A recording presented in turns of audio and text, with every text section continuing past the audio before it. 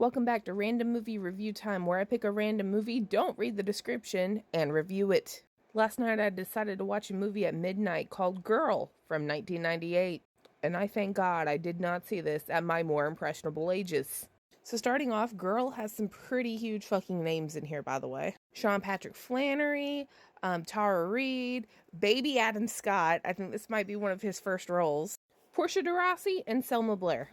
How you feel about Selma Blair is on you. I'm just telling you she's in the movie. That's all.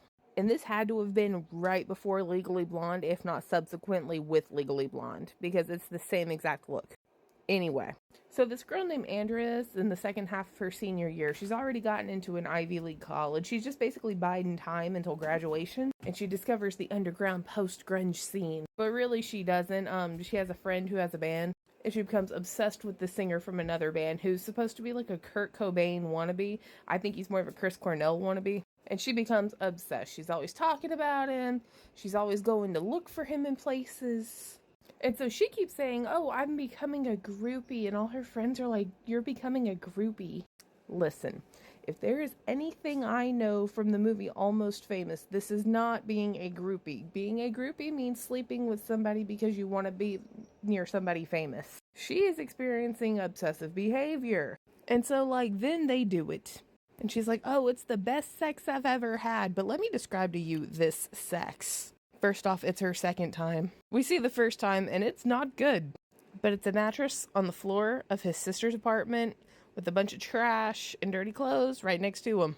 And I want to shake this poor girl and tell her, get the fuck out of there. There is nothing in there for you.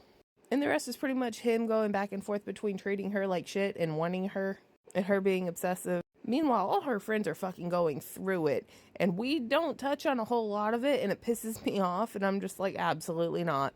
Her friend in the band runs away, was living with some sort of record maker dude.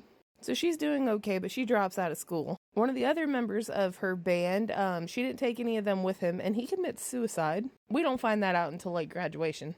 And then her best friend, who is Selma Blair, oh my god, she was coerced and ard. But then the main character was all like, well, at least you got it over with, right? You're a woman now. What? Not to mention Edie. And the good news is she doesn't end up with his ass. She goes off to Brown and apparently leaves her groupie ways behind.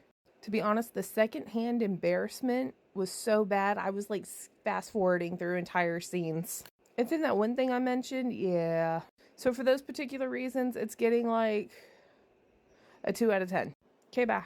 I'm in my house, I long to be